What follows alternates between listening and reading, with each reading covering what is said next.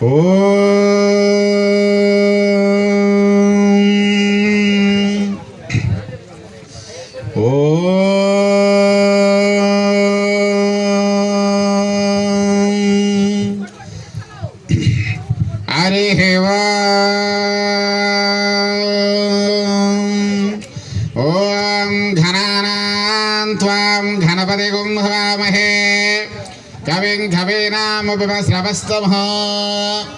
ज्येष्ठराजं च ब्रह्माणां ब्रह्मणस्पद तानशृण्वनुदेवि सेदसादना। ॐ गं महागणाधिपतये नमः। ॐ गुरुर्ब्रह्मा गुरुर्विष्णुः गुरुदेव महेश्वरः गुरु साक्षात् परब्रह्म तस्मै श्री गुरवे नमः। हरिः ओम। सरस्वती नमस्तुभ्यं वरदे कामरूपिणी विद्यारंभं करिष्यामि सिद्धिर्भवतु मे सदा। पद्मभद्र विशालक्ष्मी पद्मकेसरवर्णने नित्यं पद्मालयां देवीं सामां पातु सरस्वती भगवते भारती पूर्णेन्दुबिम्बवदनां नमस्ते नमस्ते नमो नमः। ओम श्री गणेश्वराय नमः। ओम श्री सरस्वत्यै नमः। ओम श्री गुरुभ्यो दत्तात्रेय गुरुभ्यो नमः।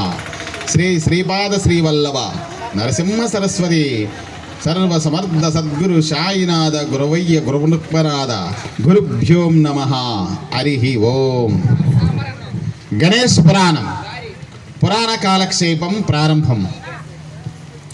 గత రాత్రి విఘ్నేశ్వర పురాణమునందు 10వ అధ్యాయం చెప్పుకున్నాం. ఈరోజు 11వ అధ్యాయం మనం చెప్పుకుంటున్నాం. ఈ గణేశ్వర పురాణాన్ని మరి వేదవ్యాసుల వారి చేత రచించబడినటువంటి ఒక మహాపురాణం. వేదవ్యాసుల వారు 18 మహాపురాణాలని రాశాడు. ఆ 18 పురాణాలకి మరొక చిన్న చిన్న పురాణాలు అంటే ఉపపురాణాలు అంటారు. ఆ ఉపపురాణాలు కూడా 18 ఉన్నాయన్నమాట. వాటిలో గణేష్ పురాణం కూడా ఒకటి. ఈ గణేష్ పురాణంలో రాత్రి మనం శౌనకాది మహామునులు వింటూ ఉంటే వాళ్ళ గురువుగారైనటువంటి సూత మహాముని చెప్తా ఉన్నాడు.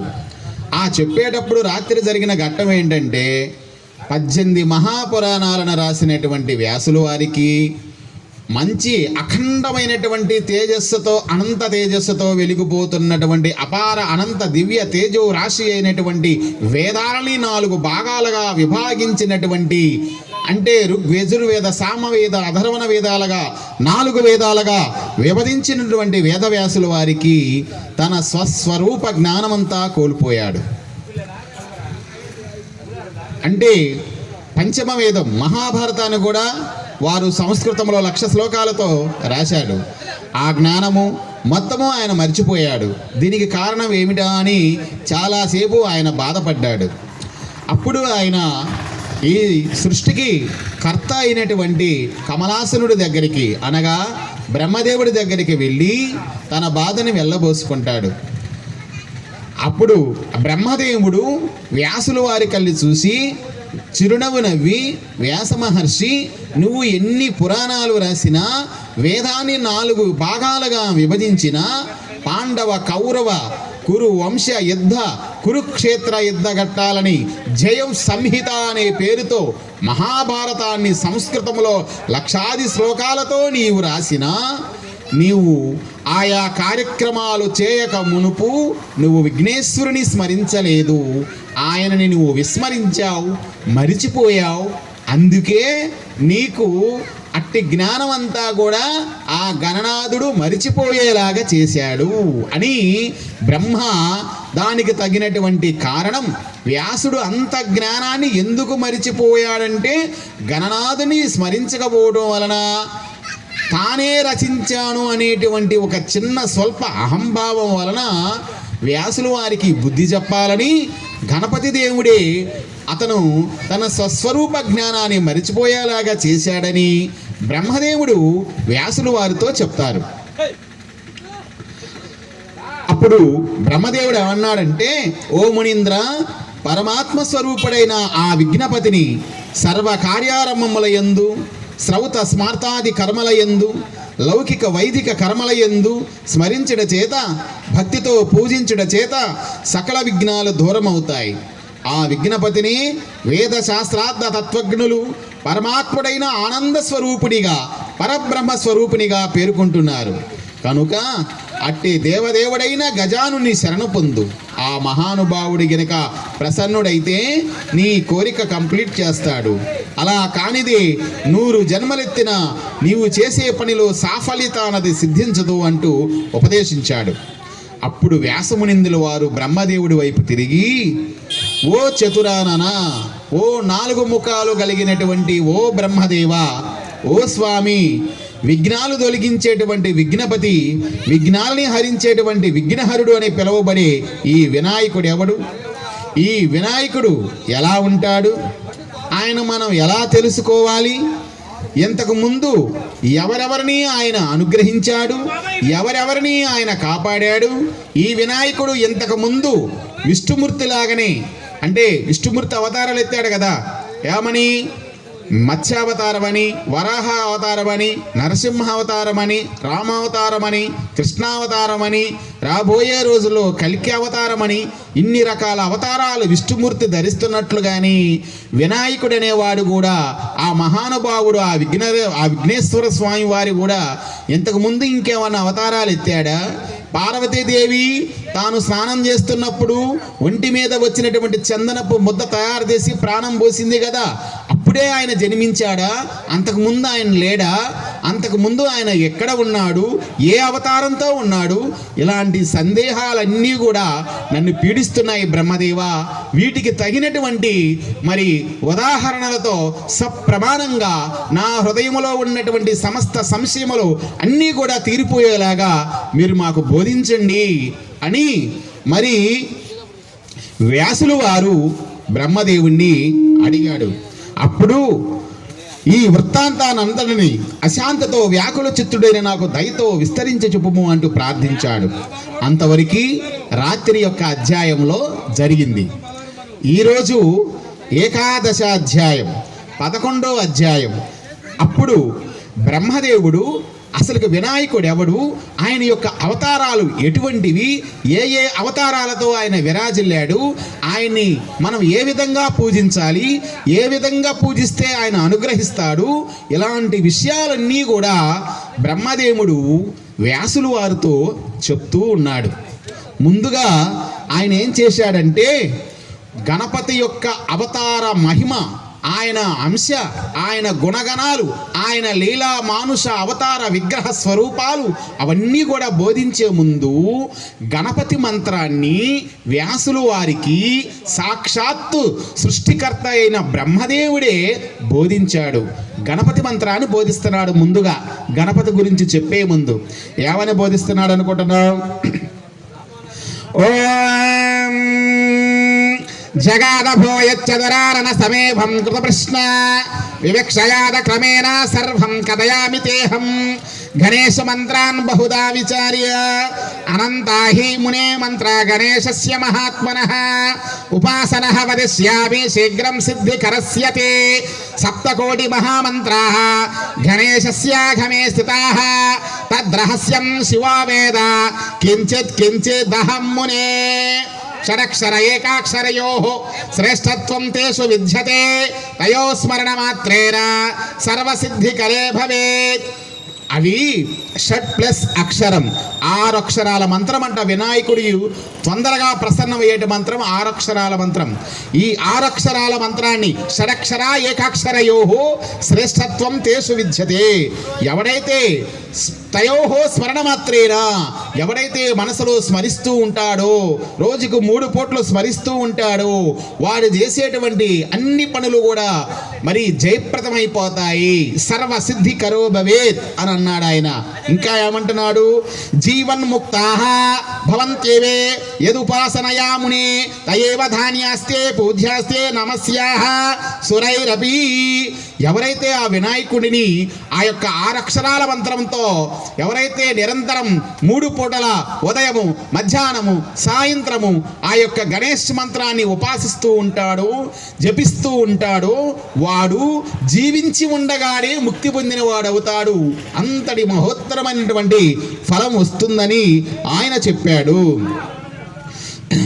అప్పుడు సూర్యకోటి ప్రతీకాంశాం వరం ధాతుం సమాగతం యదా ద్రక్ష్యసి తం దేవం తదా చిత్తం స్థిరీకుర్వం.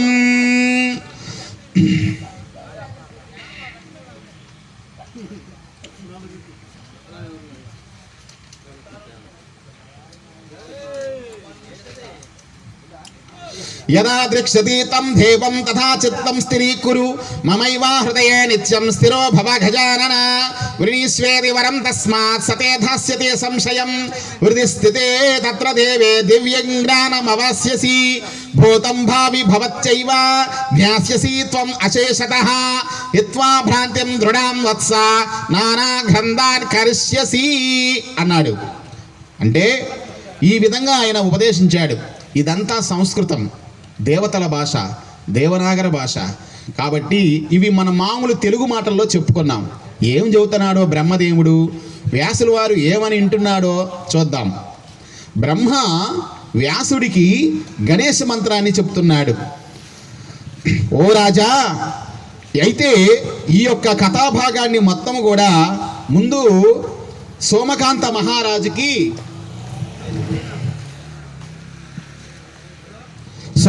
మహారాజుకి భృగు మహర్షి చెబుతూ ఉన్నాడనమాట.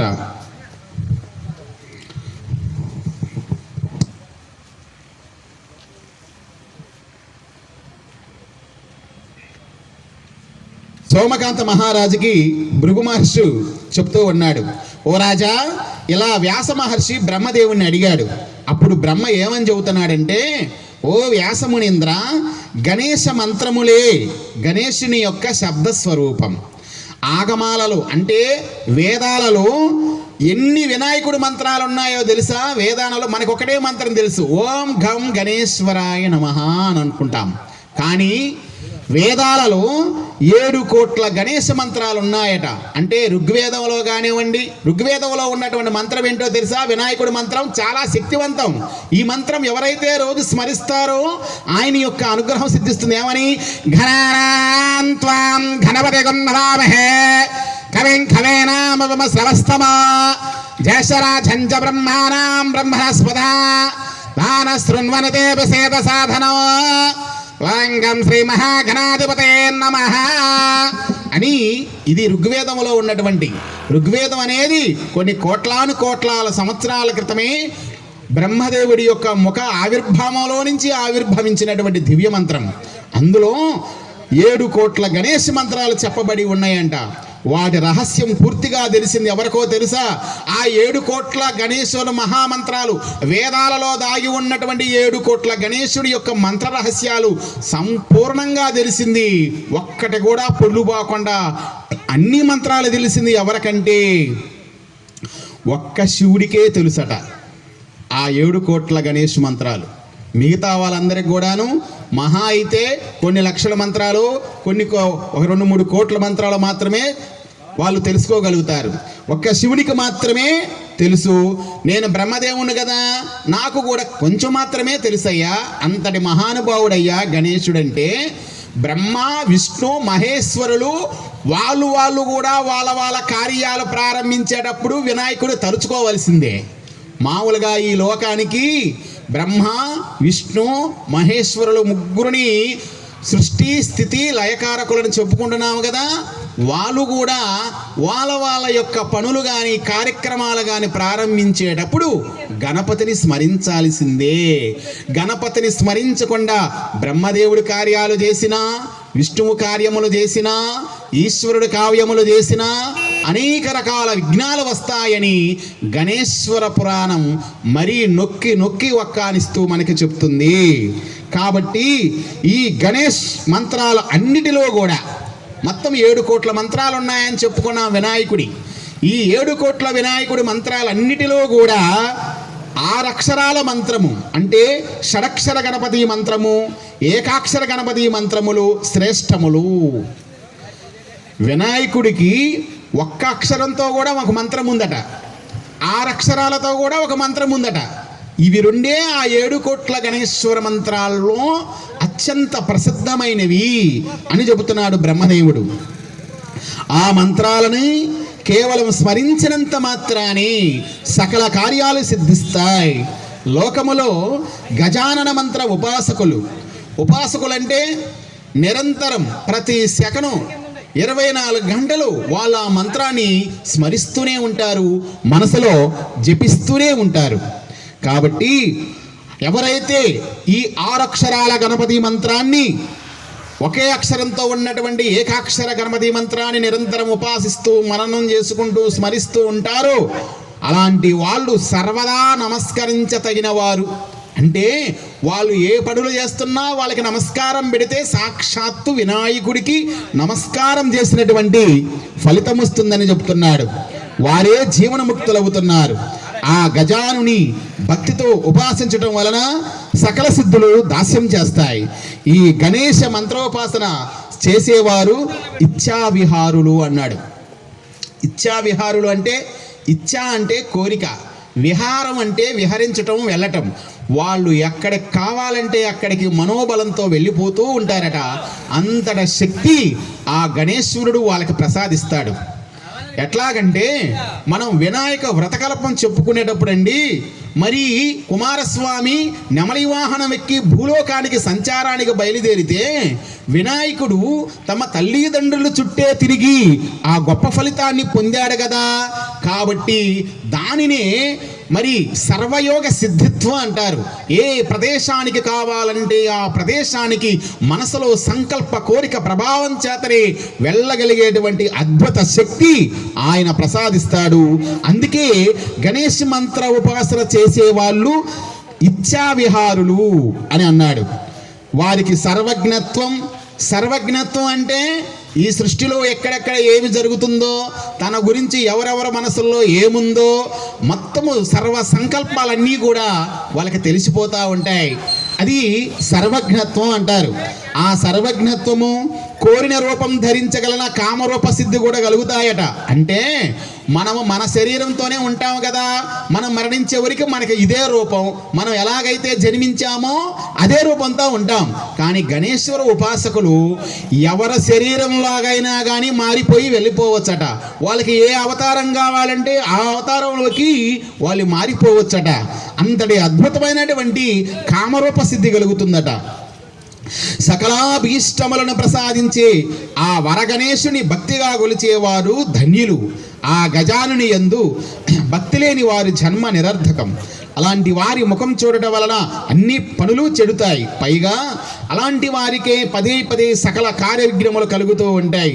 అలాగే గణేశుని భక్తుల ముఖ సందర్శన మాత్రము చేతనే అన్ని విఘ్నాలు నశిస్తాయి.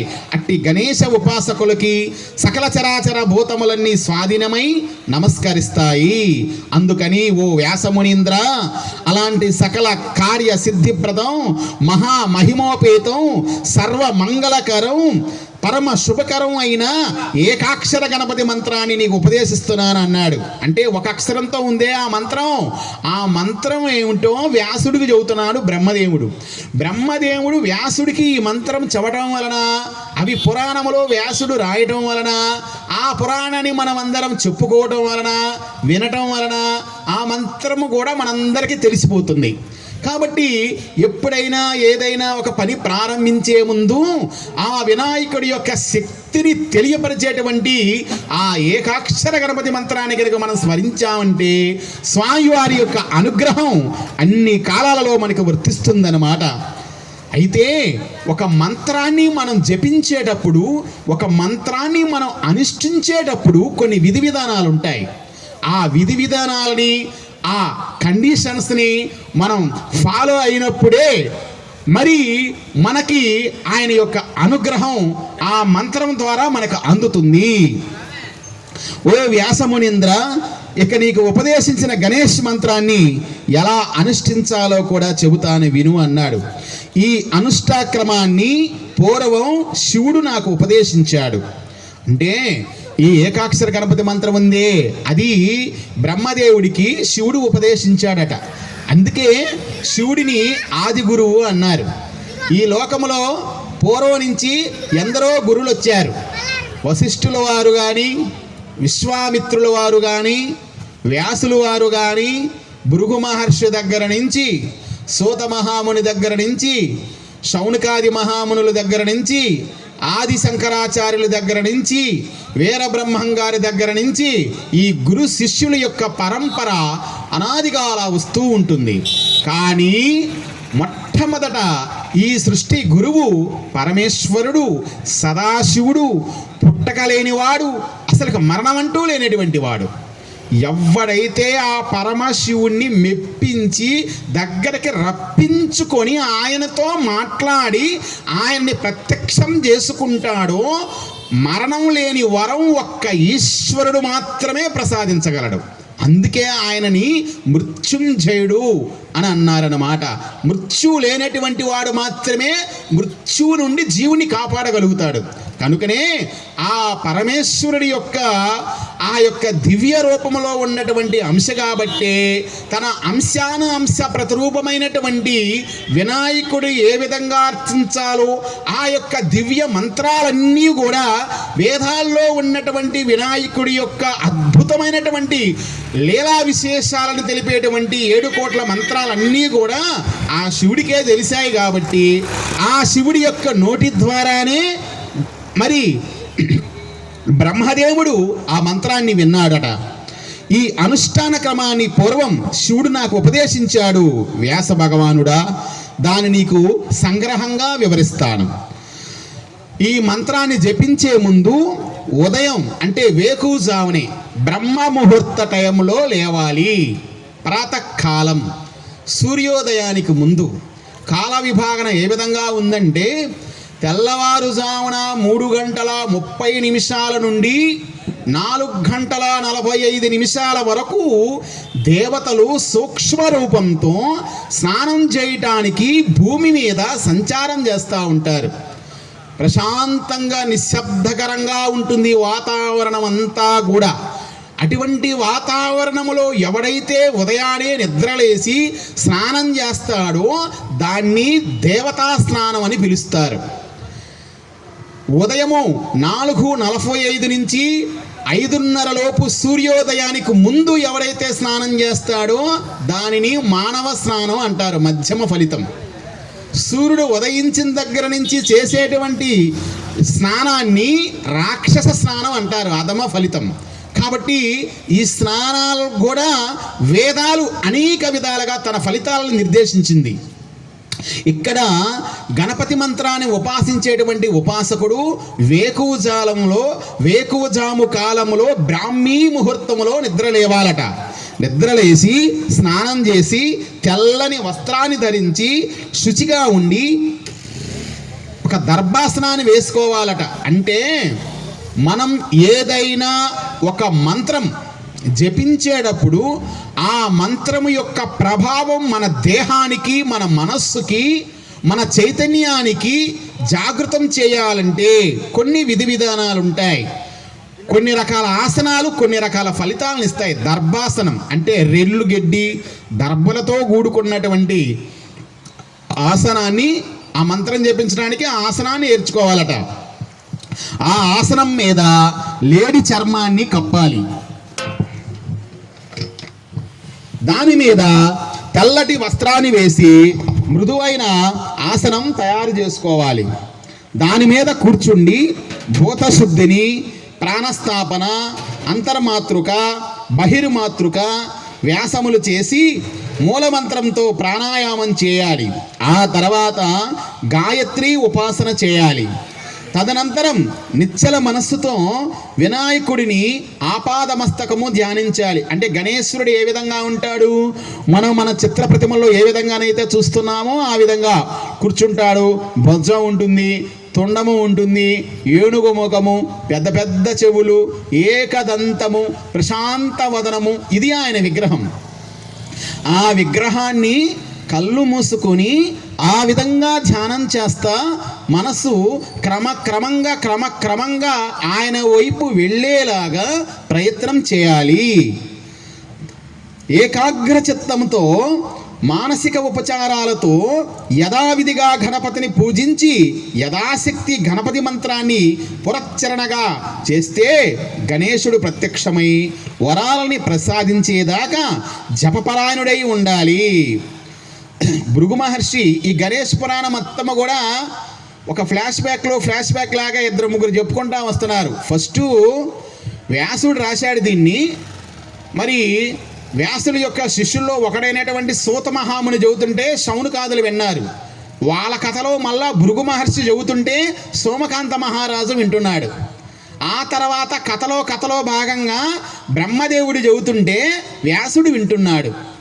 చూడండి, ఇక్కడ సోమకాంత మహారాజుతో భృగు ఏమంటున్నాడంటే, సోమకాంత మహారాజా, ఈ విధంగా బ్రహ్మ భ్రాంతచిత్తుడైన వ్యాసుడికి గణేశుడి యొక్క ఉపాసనా నియమాలని శుభముహూర్తములో ఏకాక్షర గణపతి మంత్రాన్ని ఉపదేశించాడు. అంతేకాదు ఆ గజానని, ఓ గజానన, నా హృదయం భుజమున నిత్యము స్థిరముగా ఉండమని ఆ వాహకుని ప్రార్థన చేసుకొని ఆవాహన చేసుకొని అతడు ప్రత్యక్షమైనాక వరాన్ని కోరుకో. అలాంటి సమయంలో నీ హృదయములో ఉన్నటువంటి ఆ గజాననుడు తప్పక నీకు గల సర్వ కామ్యాలను ప్రసాదించగలుగుతాడు. గణేశ్వరుడు ఒకే ఒక అక్షర మంత్రంలో ఉన్నాడని చెప్పుకున్నాము కదా, అదే ఈ బీజాక్షరం ఘం. గాకు సున్నా పెడితే ఘం ఘం ఘం. ఓం ఘం ఓం ఘం ఓం ఘం. ఈ ఘం అనేటువంటి బీజాక్షరానికి గణాధిపతయే నమః అనేటువంటి నామాన్ని జోడించి ఎవరైతే వేకుజామునే లేచి అనుష్ఠానం చేస్తారో వారికి ఆ గణపతి యొక్క అనుగ్రహము కలుగుతుంది అని బ్రహ్మదేవుడు చెప్తూ ఉన్నాడు. అప్పుడు అట్టి గణేశానుగ్రహం పొందిన వెంటనే ఎటువంటి భ్రాంతి లేనటువంటి దివ్య జ్ఞానము, త్రికాల జ్ఞానము, నానా గంధ రచనా శక్తి నీకు కలుగుతాయి అంటే వ్యాస మహర్షిని ఆశీర్వదించాడు. అంటే ఇక్కడ వ్యాసులు వారు ఇంతకుముందు అష్టాదశ మహాపురాణాలని బ్రహ్మ వైవర్త పద్మపురాణం, మత్స్య పురాణం, అగ్ని పురాణం, నారద పురాణం, పద్మ పురాణం, లింగ పురాణం, గరుడ పురాణం, కూర్మ పురాణం, స్కాంద పురాణం, శివ పురాణం, బ్రహ్మ వైవర్త పురాణం, భవిష్యత్ పురాణం, ఇవన్నీ కూడా రాశాడు కదా. అలానే ఋగ్గు, యజురు, సామవేద, అధర్ణ వేదాలు కూడా రాశాడు కదా. మహాభారతం అనే పాండవుల కౌరవుల స్టోరీ రాసింది కూడా ఆయనే కదా. మరి ఇంతటి గొప్ప దివ్యజ్ఞాని తన జ్ఞానం అంతా మర్చిపోయాడు. ఎందుకని? వినాయకుడి యొక్క నామాక్షరాన్ని జపం చేయకపోవడం వలన, ఆయన విస్మరించడం వలన, ఆయన మరిచిపోవడం వలన. కాబట్టి వ్యాసమహాముని, నేను చెప్పానే ఇప్పుడు ఈ మహామంత్రాన్ని నువ్వు గనక నేను చెప్పిన పద్ధతులన్నీ పాటించి వేకువజామునే నువ్వు ఉపాసన చేసినట్లయితే నీకు ఇంతకు ముందు మరిచిపోయినటువంటి ఆ జ్ఞానం, ఆ అష్టాదశ పురాణాలు రాయగలిగినటువంటి కవిత్వ పటుత్వ శక్తి సంపద దివ్య జ్ఞానం అంతా కూడా మళ్ళా బ్యాకప్ అయిపోతుంది, మళ్ళా వచ్చేస్తుంది నీలోకి. ఇది దీని యొక్క విధానం అని ఆయన చెప్పాడు. అప్పుడు వ్యాసమునికి ఇంకా మంత్ర విశేషాన్ని గురించి ఇలా వివరించాడు. అయితే మంత్రం అనేది ఎవరికి పడితే వారికి ఉపదేశించకూడదు. దానికి అంటూ కొన్ని విధి విధానాలు, కొన్ని రూల్స్ అండ్ రెగ్యులేషన్స్, కొన్ని కండిషన్స్ ఉంటాయి. అవి కూడా చెప్పాడు ఆయన బ్రహ్మదేవుడి వ్యాసుడికి. ఓ వ్యాసమునీంద్ర, నీ మనసుకు ఏకాగ్రత కలిగేందుకు అనుకూలమైన నిర్జన ప్రదేశంలో, నిర్జన అంటే ఎటువంటి జనాలు తిరగనటువంటి ప్రదేశంలో చేయాలి అంటున్నాడు. అది ఎందుకంటే ఏకాగ్ర చిత్తం కుదరాలంటే ఈ యొక్క చెవుల్లోకి ఏ శబ్దం ముందు రాకూడదు. కొంత మనసు అంతర్ముఖం అయిందాక మాత్రమే ఆ శబ్దాలు మన చెవులో పడకూడదు. మనసు అంతర్ముఖం అయిపోయిందనుకోండి, బయటకు చుట్టుపక్కల ఏం జరుగుతుందో అతనికి తెలియదు. ఎందుకంటే అతని యొక్క ఆత్మస్థితి పరమాత్ముడి యొక్క స్థితిలో స్థితమై ఉంటుంది. కాబట్టి ఆయన మనసంతా కూడా సంపూర్ణంగా అంతర్ముఖమైపోతూ ఉండును. కాబట్టి మరి అప్పటికి ఇబ్బంది లేదన్నమాట. కాబట్టి నిర్జన ప్రదేశంలో ఏకాంతంగా కూర్చొని ఆ భక్తవరదుడైన గజానుణ్ణి నీ హృదయములో నిరంతరం స్మరిస్తూ ఈ మంత్రాన్ని అనుష్ఠించు. పరమ పవిత్రము అనంత మహిమోపేతము అయిన ఈ గణపతి మంత్రాన్ని నాస్తికులకు, అంటే దేవుడు లేడు అనే వాళ్ళకి, వేదనింద చేసేవాళ్ళు, ఋగ్వేదం అబద్ధం, యజుర్వేదం అబద్ధం, సామవేదం అబద్ధం, అధర్వణ వేదం అబద్ధం అని వాదించేటువంటి వాళ్ళకి, అకృత్యాలు చేసే క్రూరులకి, శటులకి, దురాచార పరులకి ఈ మంత్రాన్ని చెప్పరాదు. ఎందుకంటే దాని శక్తి వ్యర్థమైపోతుంది. వ్యాసమహాముని గుర్తుపెట్టుకో, మంత్ర అనుష్ఠానం చేసేవాడు, మంత్రం ఫలించడానికి కొన్ని విధి విధానాలు ఉంటాయి, మంత్రం ఫలించకపోవడానికి కూడా కొన్ని విధి విధానాలు ఉంటాయి. కాబట్టి జాగ్రత్తగా ఆ మంత్రాన్ని అనుష్ఠించు. దైవం అందు దృఢమైన భక్తి విశ్వాసాలు కలవానికి, వినయము శ్రద్ధ ఉన్నవానికి మాత్రమే ఈ మంత్రాన్ని ఉపదేశించాలి.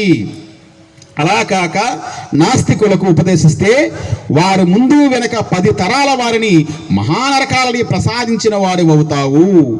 ఎవరైనా భక్తి శ్రద్ధలతో ఈ గణేశుని ఉపాసన చేస్తే అలాంటి వారి సకల మనోభిష్టములు, వాళ్ళ మనసులో ఏమనుకుంటున్నారో, ఏ కోరిక కావాలనుకుంటున్నారో అవన్నీ కూడా ఆయన అనుగ్రహ విశేషం చేత తప్పకుండా నెరవేరుతాయి.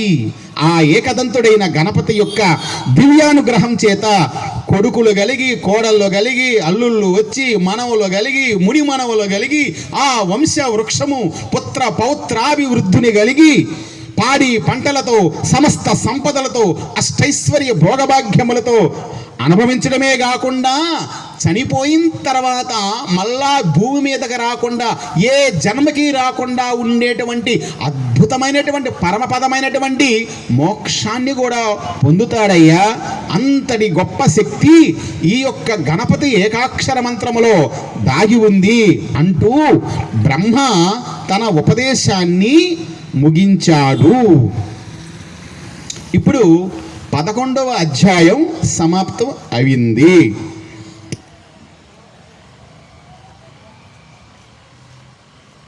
మరొక అధ్యాయం ఈరోజు ఉపన్యాస కార్యక్రమంలో కూడా చెప్పుకుందాం.